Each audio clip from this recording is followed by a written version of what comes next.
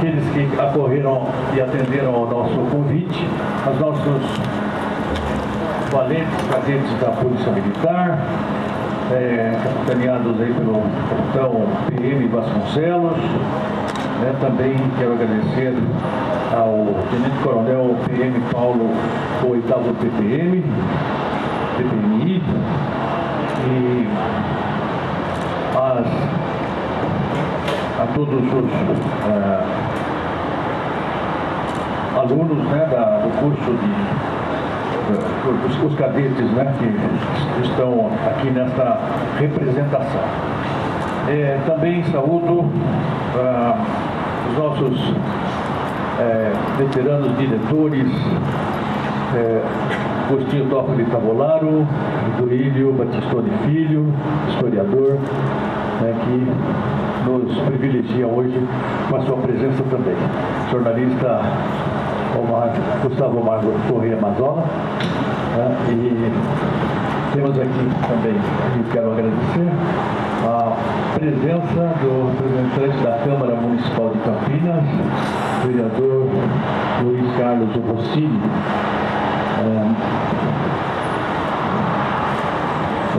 Temos da parte da diretoria do Centro de Ciências, Letras e Artes, Genaro Campoy Scriptori, que é nosso conselheiro,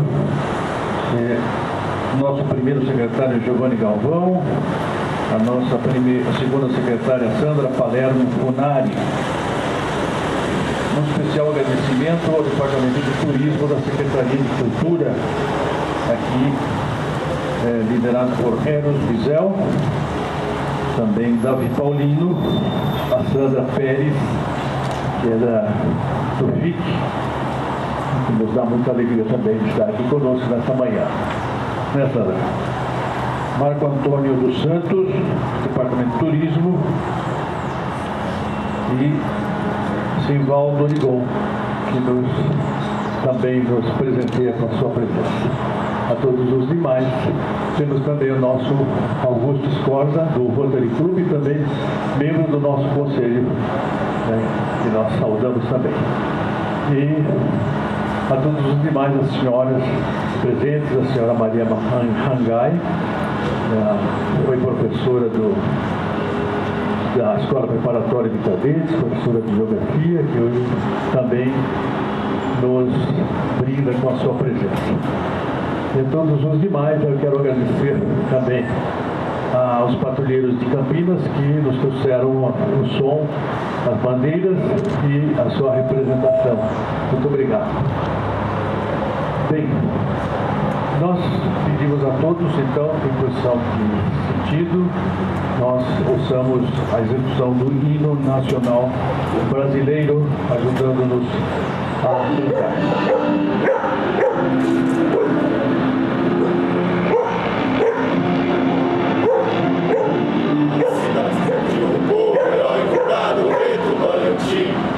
E o sol da liberdade, raios fúlgidos, brilho do céu da pátria nesse instante, seu penhor, essa igualdade, conseguimos conquistar com braço forte, amor e esperança terra desce, sem teu formoso céu risonho, a imagem do cruzeiro resplandece, o sul de teu futuro espelha essa grandeza, terra adorada, em tantas vilas do Brasil, Amaruelo, fulguras ao Brasil foram da América, as flores, nossos bosques, tem mais vida, nossa vida em teu seio mais amores, ó Pátria amada, idolatrada, salve, salve, Brasil de amor eterno seja símbolo, olá para o que ostentas estrelado,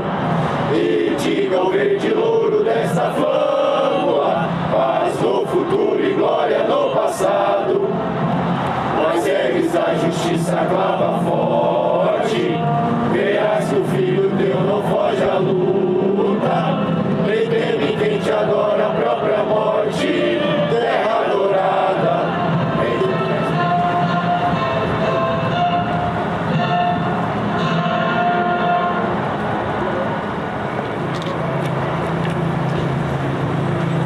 Caros amigos, caras amigas, nesta manhã de 7 de junho aqui nos encontramos para rememorar um histórico episódio que ocorreu neste local há exatos 180 anos.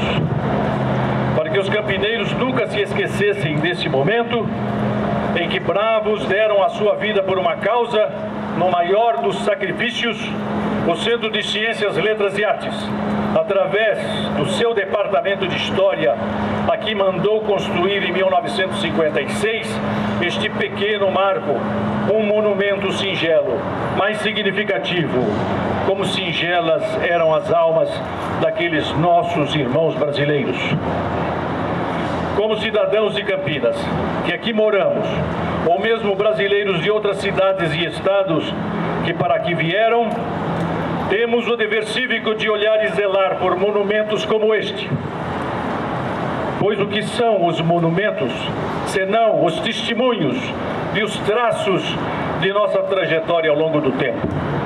É contemplando os monumentos, os marcos históricos fincados por nossa gente, que visitamos os principais capítulos de nossa história, os heróis que ofereceram seu trabalho, seu esforço, seu sangue ou suor para construir nossa comunidade. Em vários pontos de Campinas, nos deparamos com monumentos, cada um deles nos contando uma história ou nos revelando um personagem do passado que marcou sua passagem com uma contribuição ao progresso, ao desenvolvimento desta cidade. Talvez na saúde, ou como educadores, ou na música, como Carlos Gomes, ou na política, como o presidente da República, o campineiro Campos Salles, e vários prefeitos memoráveis. Como jornalistas, como Bento Quirino, como benfeitores da cultura, como César Bierrenbach. Os monumentos, embora inertes em suas pedras, mármores ou bronzes, exprimem, falam, lembram e orgulham nossa civilidade.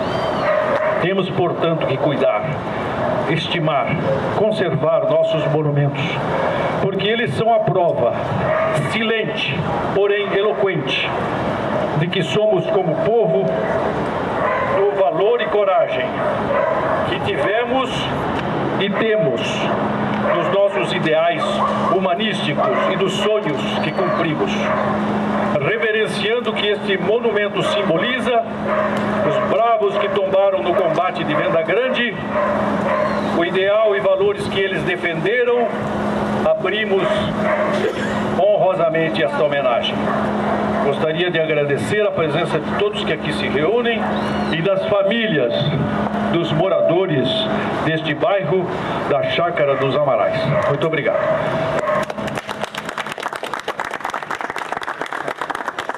Agora passo a palavra ao nosso orador oficial, Dr. Giovanni Galvão, para a sua alocução sobre este episódio. Bom dia.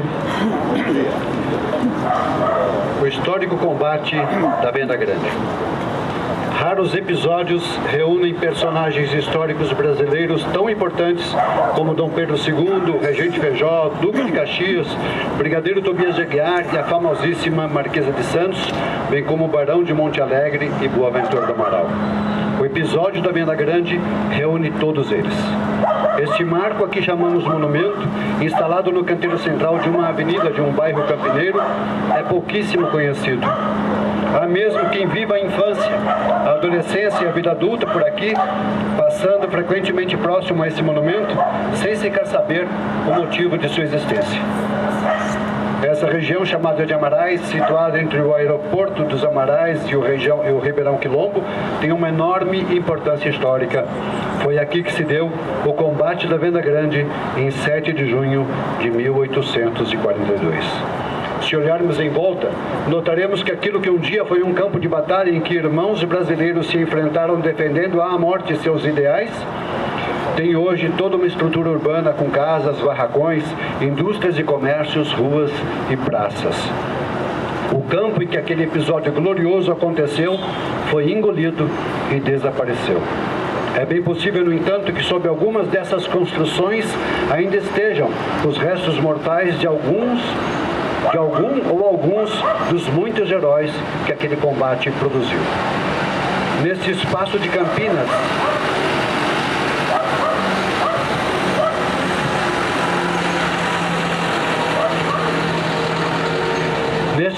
Campinas, agora inteiramente urbanizado, parte da área da antiga Fazenda Santa Genebra, logo após o Campo dos Amarais, este marco pouco visível indica o local onde, exatamente 180 anos, ocorreu aquele confronto fratricida que foi parte da chamada Revolução Liberal de 1842. Em ambos os lados da luta de morte estavam brasileiros que amavam sua pátria, mas defendiam interesses opostos. Foi o estopim de uma revolução que por pouco não descamba para uma guerra civil. Aqui mesmo, ou nas imediações de onde agora nos encontramos para prestar esta homenagem, as tropas imperiais derrotaram as forças rebeldes. Chega a ser curioso que quase os mesmos grupos políticos que atualmente se enfrentam entre si pelo poder no Brasil, conservadores, moderados e progressistas, estiveram também presentes naquela ocasião. Os conservadores, os moderados e os liberais, que em parte poderiam ser chamados hoje progressistas. Mais mudam as coisas, mais as coisas continuam as mesmas. A Revolução eclodiu em Sorocaba em 17 de maio de 1842. Dela fizeram parte o brigadeiro Rafael Tobias de Aguiar, que pouco antes, em 1831, havia criado a gloriosa Polícia Militar do Estado de São Paulo. O padre Diogo Antônio Feijó, que havia sido deputado, senador, ministro da Justiça e, finalmente, regente do Império de 1835 a 1837, de onde lhe veio o título de Regente Feijó, que equivaleria hoje à presidência da República. Nessa época, ele morava em Campinas, mas se dirigiu a Sorocaba para apoiar Tobias de Aguiar assim que soube da deflagração do movimento revoltoso. Maria Domitília, a Marquesa de Santos, que havia sido amante de Dom Pedro I, mãe de alguns de seus filhos, na época da Revolução era já casada com o brigadeiro Tobias, com quem teve alguns filhos. A chamada Revolução Liberal foi o principal centro da revolta contra os conservadores, que estavam no poder desde março de 1841 e vinham aprovando leis contrárias aos interesses liberais. O Ministério Conservador adotou também medidas centralizadoras que se opunham e provocavam nos liberais intensa agitação.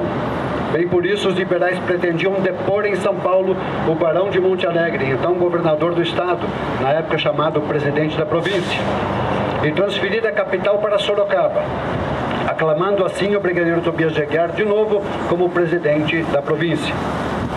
Em seguida, marcharam em direção ao Rio de Janeiro para depor o governo conservador, devolvendo o poder aos liberais, mantendo a monarquia.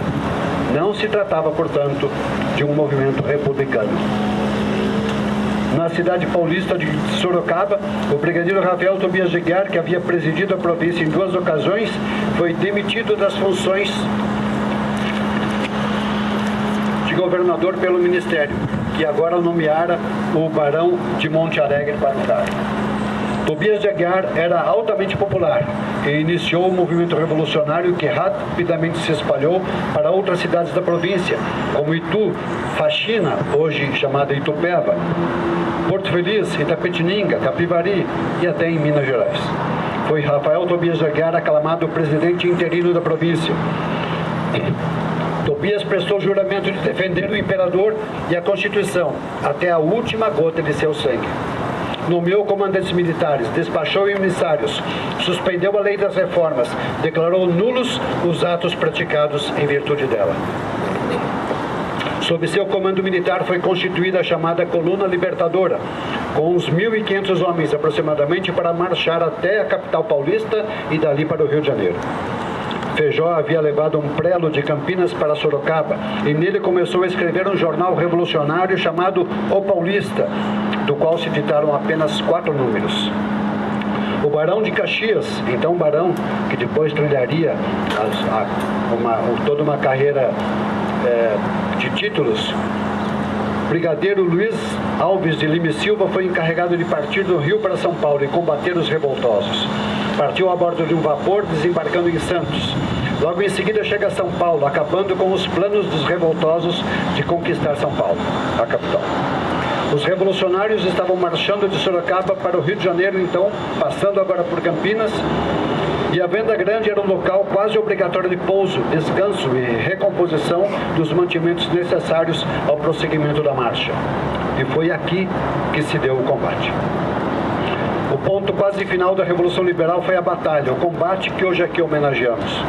Foi aqui o epílogo de um movimento que estremeceu a gente de seu tempo e ceifou vidas de diversas famílias campineiras e paulistas de outras cidades.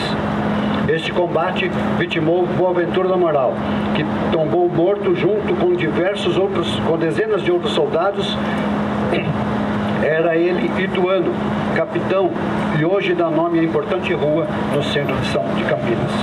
Ele e tantos outros revoltosos foram mortos pelos comandados do coronel Amorim Bezerra, que o então barão de Caxias, que se tornaria depois conde, marquês e finalmente duque, mandou vir de São Paulo para atacar os paulistas.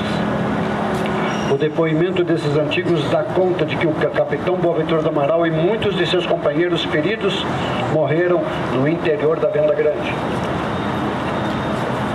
para onde haviam sido levados feridos pelos companheiros para receber os primeiros socorros.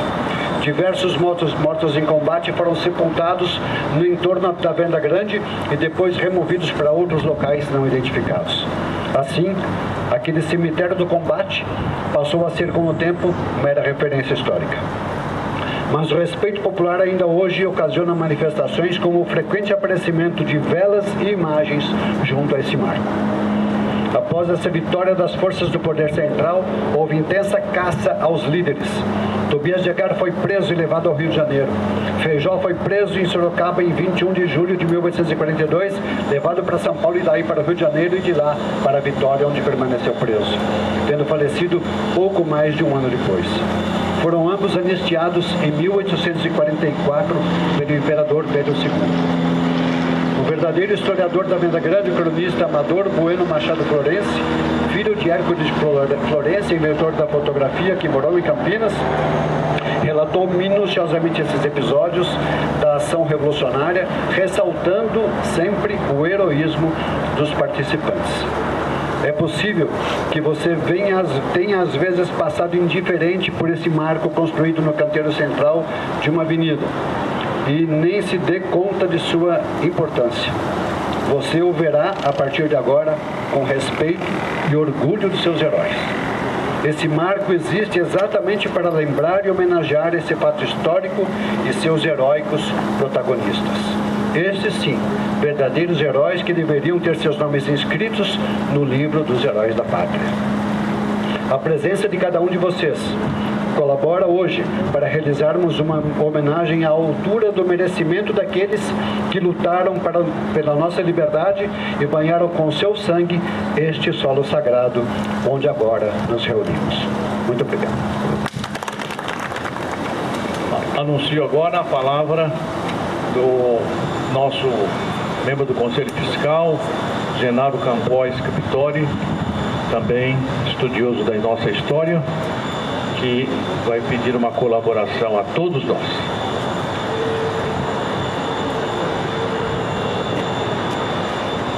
Bom dia a todos. Senhoras e senhores, autoridades militares e civis, diretoria, conselho e digníssimo presidente do Centro de Ciências, Letras e Artes, bem como todos os convidados presentes, no dia em que celebramos esta data histórica, capítulo heróico e cívico, vivido pela altivez do povo campineiro, do povo brasileiro, e por que não dizer dos paulistas que fizeram a diferença no movimento liberal acontecido entre 1835 e 1842. Movimento que sacudiu o início do Segundo Império. Não poderíamos ficar somente no discurso das façanhas das batalhas. É preciso, sim, identificar os libertários, que são o coração da República Federativa do Brasil. Enquanto no Brasil, uma sociedade, no Império, uma sociedade conhecida como Conselho da Sociedade dos Patriarcas Invisíveis, com sede no Rio de Janeiro, em meio à corte do jovem Dom Pedro II, fomentava a insurreição para sustentar a independência do Brasil e a constituição do Império, do outro lado, enfrentando uma guerra externa, os poderes constituídos defendiam a regência, o imperador e a Constituição. Se alguém se possa descrever, por favor.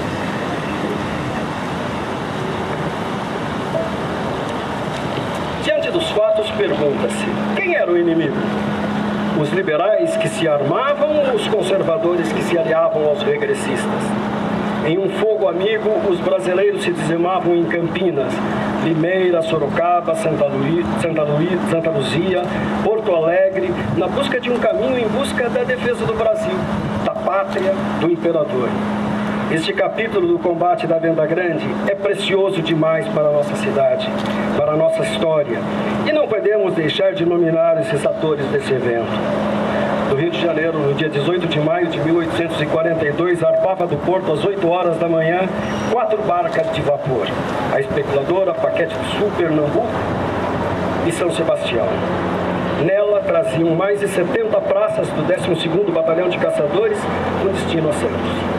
Pelas estradas, no dia 19 de maio, seguiam mais 400 praças do Batalhão dos Fuzileiros e no vapor Todos os Santos embarcava o comandante em chefe do Exército, General Luiz Alves de Lima e Silva, na época Barão de Caxias. Em Campinas, no Engenho da Lagoa, sítio do finado Teodoro Ferraz Leite, este lugar, conhecido como Venda Grande, estrada em direção a Limeira, no mesmo local que as nossas vistas alcançam ao nosso derredor. Neste exato momento, a propriedade dos herdeiros do Sargento Mor, os genros Antônio Manuel Teixeira e Francisco Teixeira Nogueira, associados aos irmãos Luciano Teixeira Nogueira, Ângelo Custódio Teixeira Nogueira e o cunhado Joaquim Bonifácio do Amaral, todos ligados ao tronco patriarcal do capitão Joaquim José Teixeira Nogueira, reunia aqui neste lugar, um grupo de não mais do que 300 ou 350 rebeldes. Homens simples, portando arma de caças. Alguns participantes da Guarda Nacional, fazendeiros, gente do povo que tinha laços com os liberais, que sustentava Rafael Tobias de Aguiar como presidente da província de São Paulo, com a liderança e o aconselhamento de Diogo Antônio Feijó, o paulistano campineiro. O Barão de Caxias não precisou vir a Campinas. Enviou o coronel Amorim Bezerra com 3 cadetes do 12º Batalhão para instruir os improvisados soldados conservadores em Campinas, e uma força de soldados militarmente preparados que, em 6 de junho de 42, se juntaram aos soldados da Guarda Nacional, liderados pelo coronel José Franco de Andrade e pelo major Joaquim Quirino dos Santos. Para completar este efetivo, juntam-se os milicianos do padre João José Vieira Ramalho, agricultor, dono da fazenda Boa Vista, fundador da cidade de São João do Jaguari, hoje São João da Boa Vista, que detinha uma guarda particular utilizada para defender seus interesses e de sua fazenda. No dia 7 de junho, com 120 homens de cavalaria e infantaria, o coronel Amorim Bezerra dirige-se para a Fazenda da Lagoa, no Engenho da Lagoa, ou Venda Grande, onde estavam acampados 50 homens de diversas paragens, que chegaram no meio de mês de maio de 1842, e mais 130 homens da chamada Coluna Libertadora, trazido pelo valente capitão Boaventura Soares do Amaral, que abasteceram os homens com armamentos, munição e 2 peças de canhão de artilharia. Uma, talvez, possivelmente, nunca foi usada por total despreparo dos rebeldes. A batalha já foi descrita aqui pelo eminente orador que me antecedeu, mas registramos que os periquitos do coronel Amorim Bezerra, assim chamados pelas suas vestimentas verdes, atacaram pelos flancos e pela retaguarda, dispersando os valentes liberais, que foi assim narrado por Amador Bueno Machado Florense. Mal sabíamos, porém, que só chamavam para aquele ponto nossa atenção. O que queriam era atacar pelo flanco, todo em capoeira até nossa retaguarda, os periquitos de Bezerra. E de fato, quando demos por eles, foi só o relampejar das baionetas e pelas cerradas descargas sobre os grupos dos nossos poucos que puderam tomar as armas em desordem e rodear bravamente as duas pecinhas. Das forças imperiais, comandadas pelo coronel Amorim Bezerra, em relatório ao barão Caxias, são mencionados com distinção 6 oficiais. O alferes do 12º Batalhão Carlos Cirilo de Castro, o 2º Tenente João Jacques Godefroy, cadete de artilharia, o alferes de comissão João José Pereira, do 12º Batalhão, cadete fazendo serviço de oficial, João José Pereira, do 12º Batalhão, e sargento Joaquim Teodoro, do 12º Batalhão. Sargento das Guardas Nacionais, Antônio do Rego Dante. O número de mortos no combate da Venda Grande nunca foi realmente desvendado. O relatório dos soldados do Barão de Caxias ficou com a contagem de 17 mortos. Historiadores e cronistas falam em 19, 20 combatentes mortos. Amador Bueno Machado Florense, em sua crônica, 40 anos depois, relaciona 6 mortos. Boaventura do Amaral Soares de Camargo, Antônio Joaquim Viana, Neguei, apelido de um primo de Joaquim Bonifácio do Amaral, visconde de Indaiatuba. João Evangelista Monteiro, um primo de Juca Salles.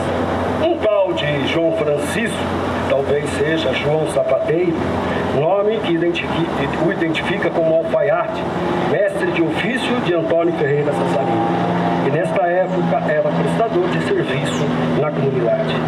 E, finalmente, um camarada do Bittencourt, que não se recorda o nome, provavelmente um dos colonos ou empregado de Antônio Pio Correia do Bittencourt, que também participou do combate. Da Força Imperial, um soldado, somente um soldado, do padre Ramalho, faleceu. Quanto aos feridos, Amador Bueno Machado Florense relaciona Antônio Alfaiate, baleado de revés na cabeça, Joaquim Cardoso, irmão de Manuel Cardoso, tio do maestro Santana Gomes e de Antônio Carlos Gomes, baleado no peito, que se recuperou graças ao acolhimento dos fazendeiros e sitiantes da redondeza. E José Antônio da Silva, ferido no braço. Amador Bueno Machado Florense, filho de Hércules Florense, narra curioso fato acontecido na fazenda do Major Luciano Teixeira, sobre o único prisioneiro de guerra feito pelos revolucionários paulistas. Um jovem oficial que cumpriu o serviço militar em Campinas, José Manuel de Castro, que no futuro despontaria como um fazendeiro muito importante na região. Desavisadamente, ele foi até a fazenda de Luciano Teixeira Nogueira e lá chegando foi detido pelo major, seus 30 companheiros que o levaram para Sorocaba na comitiva que conduziu o padre Feijó, Hércules Florense e Mateus Álvares Bueno. Em Sorocaba, ele exerceu a função de impressor e tipógrafo do jornal Paulista, editado por Hércules Florense, pai do narrador deste fato, com quem desenvolveu grande amizade, a ponto de fugirem juntos montados em um único animal, com destino a Porto Feliz, após a fuga em massa acontecida no final da revolta de Sorocaba, quando retornados para Campinas, foram anistiados. Agora, com o objetivo de relembrar estes valentes combatentes, eu faço uma singular chamada dos seus nomes, que compilei das menções feitas pelo Dr. Antônio Carlos de Moraes Salles, Amador Bueno Machado Florense e João Batista de Moraes. Tenho certeza que o Celso gostaria de ouvir um presente de todos aqui nessa chamada simples dos revolucionários da Venda Grande. Chamo então Antônio Manuel Teixeira, presente. Luiz Aranha, presente. Manuel Fernandes Palhares, presente. Felipe César de Cerqueira Leite, presente. Luciano Teixeira Nogueira, presente. Manuel Silvestre da Cunha Martins, presente. Francisco Marcelino de Moraes, presente. José Inácio Teixeira, presente. Pedro Pedro Aranha. Presente. Casimiro de Lima. Presente. José Inocêncio de Camargo. Presente. Francisco Borges da Cunha. Presente. José Maria do Nascimento. Presente. Emílio Carpinteiro. Presente. Joaquim Custódio de Lima. Presente. Francisco Barros de Leite. Presente. João Dias Aranha. Presente. Luiz Dias Aranha. Presente. Francisco Dias Aranha. Presente. Malaquias. Presente. José Pedro. Presente. Cândido Pompeu. Presente. Floriano de Lima. Presente. Rodrigo César de Cerqueira. Presente. Francisco Teixeira Nogueira. Presente. Francisco de Assis Pupo. Presente. Antônio de Cerqueira. Presente. Antônio Joaquim Viana. Presente. Francisco Luiz das Chagas. Presente. Manuel Joaquim Ferraz. Presente. Joaquim Pinto de Camargo. Presente. João Evangelista Monteiro. Presente. Joaquim Encarnação. Presente. Ângelo Custódio Teixeira Nogueira. Presente. Bento Martins. Presente. João Sapateiro. Presente. Antônio Custódio de Moraes. Presente. Bueno, Fidêncio Bueno de Camargo. Presente. Antônio Alfaiate. Presente. Joaquim Cardoso. Presente. José Xavier Leite. Presente. Pedro Aleixo. Presente. José Antônio da Silva. Presente. Gonçalo da Silva. Presente. Inácio de Oliveira. Presente. Francisco Cardoso. Presente. Antônio Pio Correia Bittencourt. Presente. Antônio Castelhano. Presente. João Tamoio. Presente. Modesto Correia. Presente.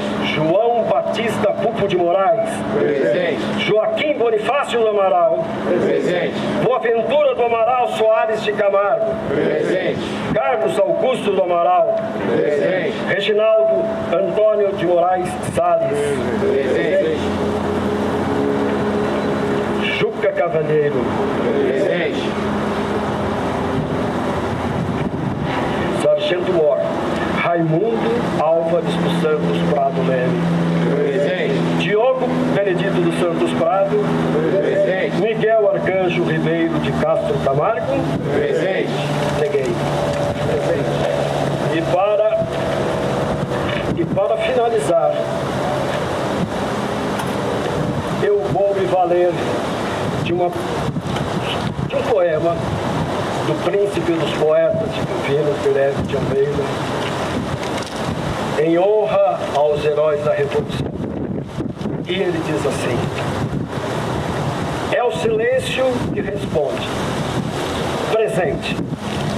Depois será a grande asa do telar de São Paulo, asa que é dia, e sangue, e estrela, e mapa, descendo petrificada sobre um sono que é a vigília. E aqui ficareis, heróis mártires plantados firmes para sempre neste santificado torrão do chão paulista, para receber-vos.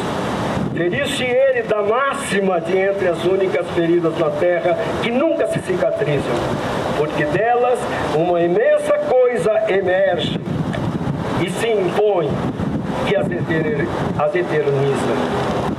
Só para o alicerce, a lavra, a sepultura e a trincheira se tem o direito de ferir a terra. Muito obrigado. Bom dia. Na pessoa do Alcides Acosta, eu quero cumprimentar toda a diretoria, todos os integrantes do Centro de Ciências, Letras e Artes, essa entidade que é um patrimônio de Campinas e que tem por missão isso, não só divulgar, preservar a memória da cidade, propiciar a divulgação da cultura, da ciência, da literatura, das artes, tem também esse papel fundamental de preservação disso que é memória e conta a história da nossa cidade e do nosso país. Então, portanto, Alcides e todos do Centro de Ciências, Letras e Artes aqui, a homenagem e o reconhecimento da Câmara Municipal de Campinas. Quero também cumprimentar os cadetes da Polícia Militar, a Guarda Municipal presente, o Eros, que representa aqui a Secretaria de Cultura, né? E o meu amigo Simvaldo Origon. Eu quero dizer para vocês que nas aulas ministradas aqui pelo Giovanni Galvão e pelo Genaro, eu conheci parte da história que honestamente não conhecia. E gostaria que essa aula pudesse ser levada a todos os campineiros, que isso fizesse parte, inclusive, do currículo das escolas municipais de Campinas. Simvaldo Origol me confessava aqui, conversando com a secretária de Cultura, falou, olha, precisamos incluir esse monumento no roteiro turístico da nossa cidade. É importante que a cidade conheça, que o povo de Campinas conheça, e que isso possa ser local de visitação das escolas e das pessoas, turistas que venham aqui para Campinas. A própria população aqui do bairro, como foi dito, talvez não tenha a noção da importância e do significado deste monumento, que lá em 7 de junho de 1842, no Império, marcou uma passagem importante da história do Brasil. Eu acho que preservar a memória, a história, conhecer a sua história, é construir a identidade de um povo, de uma nação. Portanto, esta manifestação aqui tem um significado muito profundo. E eu, como representante da Câmara, quero parabenizar e me colocar à disposição, junto com o Simval, para ver como é que a gente pode fazer disso algo mais visível, dar visibilidade e esse reconhecimento da importância da Batalha da Venda Grande. Parabéns, Centro de Ciências, Letras e Artes, parabéns Campinas, parabéns Brasil, parabéns combatentes que lutam pelos seus ideais. Obrigado. Uma coisa legal, viu? Desculpa.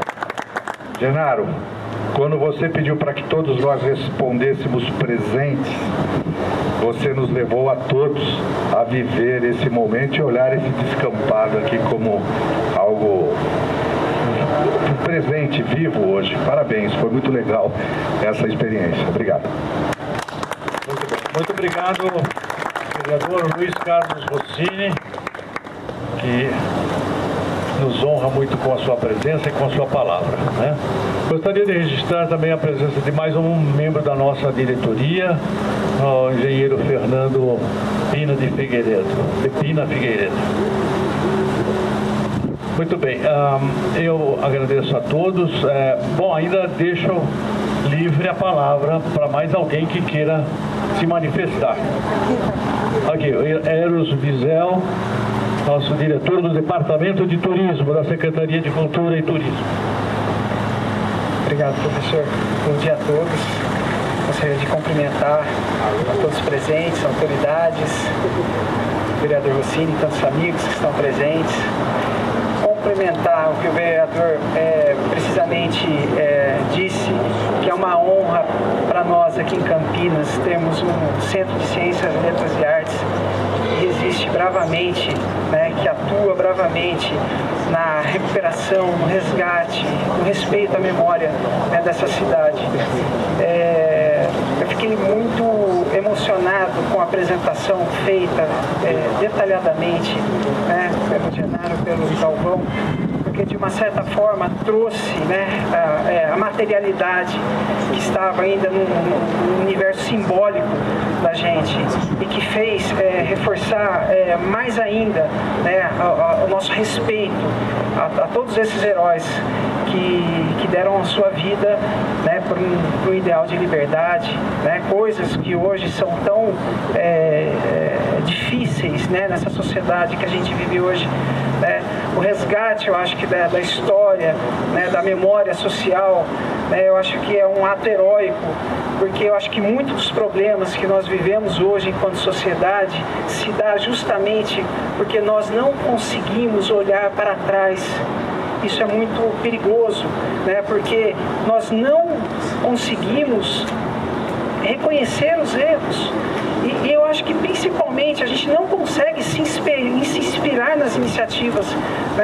Eu acho que as gerações futuras terão uma dificuldade por não ter essas referências muito claras. Os sentidos, os significados perdem perdem muito com a falta dessa memória. E eu acredito que o trabalho do Centro de Ciências, Letras e Artes é tão heróico quanto o trabalho, né, quanto o que foi vivenciado no passado, porque é um ato de resistência, né? É um ato de formação, né? É um ato que para a gente aqui pode significar, né, uma reverência a tudo que a gente viveu, mas olhando para o futuro é um ato de preparação das próximas gerações, né? Então, em nome da Secretaria de Cultura, do Departamento de Turismo, nós apoiamos integralmente todas as ações, todas as iniciativas que visam a consolidação dessas sociedade, né? Dessa geração futura, né? Que a gente possa no futuro continuar, né, fazendo esse tipo de homenagem, reconhecer os nossos talentos, né? E que sem dúvida vocês do Centro de Ciências, Letras e Artes estão construindo uma ponte muito importante para esse futuro, né? Então que possamos sempre estar juntos, homenageando, né, os nossos heróis e com a presença de todos e sobretudo com a presença do Centro de Ciências, Letras e Artes. Obrigado. Obrigado, Eros Visel. Sim, pois não, por favor. Esqueci de falar de turismo, né? Diretor de turismo. Esse ponto, pessoal, sempre foi estratégico para nós, né? Talvez nós nunca tenhamos condições de incluir, né, da forma como a gente esperava, mas os pedidos de sinalização turística foram feitos. Eu acredito que nesse espaço cabe sim uma sinalização turística para pedestre, onde nós possamos trazer um totem aqui que conte detalhadamente o que foi apresentado, né, um recurso também que a gente pode utilizar de QR Code, que transfere essa experiência para um ambiente digital e que, muito importante, que não fique só aqui, que a gente possa trazer as pessoas até aqui, como o Simval bem já sugeriu, mas que essas referências possam ir até as pessoas, né? Nas escolas, né? Com os visitantes, nos operadores de turismo, para que a gente consiga criar essa relevância necessária para esse espaço. Obrigado. Muito obrigado. Excelente ideia, hein? Vamos colocar em prática. Então, dou a palavra ao capitão Vasconcelos, que nos traz esse contingente hoje para abrilhantar a nossa festa aqui. Muito obrigado, seus filhos. Primeiramente, gostaria de agradecer ao nosso comandante, Coronel Paulo, agradecer ao Centro de Ciências, Letras e Artes aqui de Campinas. Quando eu recebi, fiquei muito feliz quando eu recebi o convite do comandante Robson. Depois entrei em contato com o Sr. Alcides a respeito aqui do evento hoje. Para mim é uma honra muito grande, em nome do comandante da Academia do Barro Branco, poder trazer nossos cadetes. Quando eu levei para o nosso comandante o convite, ele ficou muito feliz, muito entusiasmado e falou, não, pode levar uma representação dos cadetes. Então fiz questão de trazer os cadetes do nosso Grêmio de História Militar e do Grêmio de Cavalaria aqui para participarem desse momento. Para a Polícia Militar, esse é um momento que ele está no nosso rol dos marcos históricos, a Revolução Liberal de 1842, e para nós, de Cavalaria, ele é um momento muito ímpar, essa Batalha de Venda Grande aqui, que ocorreu aqui no ano de 1842, nessa data, mas naquele ano, pois ela marca o batismo de fogo da Cavalaria do Corpo Policial Permanente, hoje Polícia Militar. Foi nesse solo que a tropa comandada pelo Coronel Amorim Bezerra, vindo de São Paulo, comandando o Corpo Policial Permanente, que estava lá, Duque de Caxias, ele permaneceu em São Paulo, como foi falado, e ele mandou que o Coronel Amorim Bezerra viesse para cá, para Campinas, a fim de dar combate aos revoltosos, né, aos rebeldes, como foi bem citado. Chegando aqui, o então tenente Pedro Alves Siqueira, comandando os 40 homens de cavalaria do Corpo Policial Permanente, fazendo uma precursora e passando aqui por essa região, se deparou aqui em frente à Venda Grande com um grande acampamento dos nossos rebeldes. Ao ver aquele acampamento e ao observar a distração do grupo, ele deu início a uma carga de cavalaria. E essa carga de cavalaria, como foi bem falado, infelizmente os rebeldes não conseguiram responder a essa carga por questões como foram citados aqui, do armamento obsoleto, dos canhões que não sabiam operar. A carga de cavalaria veio com o apoio de uma tropa de infantaria também do Corpo Policial Permanente. Então a batalha ocorreu aqui, tivemos o saldo de mortos. O coronel Amorim Bezerra, ele se retirou aqui com as tropas, deixando os feridos que estavam na Venda Grande, no interior da Venda Grande, sob a custódia dos homens, dos civis, né, que estavam a mando do padre Ramalho. E, infelizmente, esses homens é que vieram a assassinar o nosso capitão Boaventura do Amaral, que, por sinal, foi ex-comandante do Corpo Policial Permanente, foi o segundo comandante do Corpo Policial Permanente de 32 até 34. Então, nessa batalha a gente tem que exaltar aqui o heroísmo de ambos os lados, o heroísmo desses homens, porque era um período em que as pessoas, os homens, eles tinham convicção e defendiam suas convicções com o sacrifício da própria vida. Assim como nós estamos aqui hoje, nós juramos defender a sociedade com o sacrifício da nossa própria vida. Esses homens faziam isso no passado. Eu acho que a gente não pode deixar o heroísmo e esse espírito de altruísmo, espírito de sacrifício, que ele se perca. A gente não pode deixar isso jamais se perder. Eu acho que esse monumento e esse evento, como está sendo realizado aqui, ele é justamente para fomentar isso. Fomentar a tradição, fomentar a história do nosso estado, a história do nosso país, que é a nossa identidade. Eu acho que isso não pode morrer jamais. Obrigado, eu gostaria de chamar o Coronel Paulo.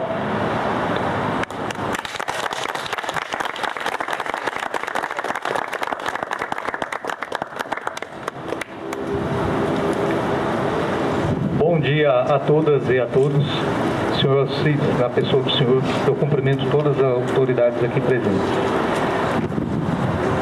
Que bom, que alegria honrar aqueles que nos antecederam. Esses heróis que com o sacrifício, com o idealismo, com o sonho, aqui derramaram seu sangue e hoje nós estamos aqui para homenageá-los. Feliz a nação que cultua a sua história, que reverencia os seus mártires, que exalta a edificação da nossa sociedade paulista e brasileira. Agora eu peço às senhoras e os senhores que se levantem, que nós vamos prestar uma homenagem. E o militar sempre presta a sua homenagem, o seu cumprimento, através de um ato, que é a continência. E a continência significa gesto, atitude e duração, em sinal de respeito, em sinal de honra, em sinal de reverência, de cumprimento àqueles que nós estamos hoje aqui celebrando, aos nossos heróis que aqui tombaram.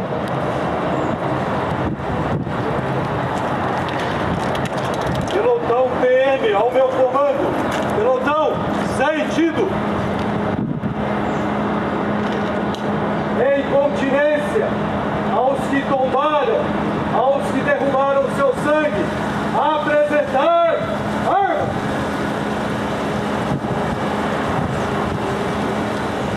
Descansar armas. Descansar.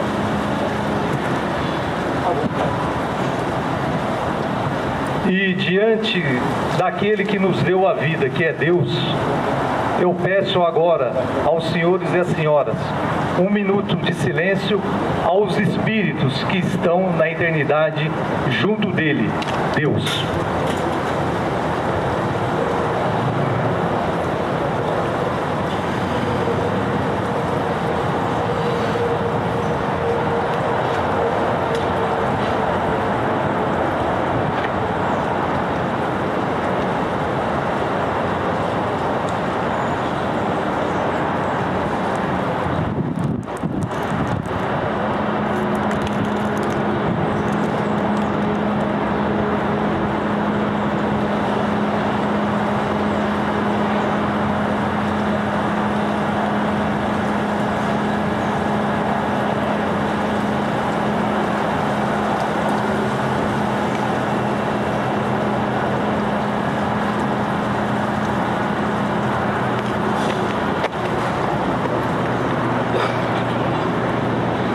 Agradeço esses dois atos muito significativos, Coronel, pela pela vez. Realmente foi muito bonito, bem emocionante, bem merecível e bem oportuno. Muito bem. Eu acho que é o que nos resta hoje nesta homenagem e eu quero agradecer mais uma vez a presença de todos. Esqueci de mencionar minha mulher, Dona Nina, que sempre me acompanha. Muito obrigado por estar aqui comigo. Nosso querido Ricardo, né, coordenador dos teatros e auditórios do Coteia, né, da Secretaria de Cultura, né, a Josiane, nossa auxiliar administrativa, né, enfim, a todos que aqui vieram para prestar essa homenagem muito significativa, muito importante. Então está encerrado a nossa solenidade de hoje. E até o próximo ano.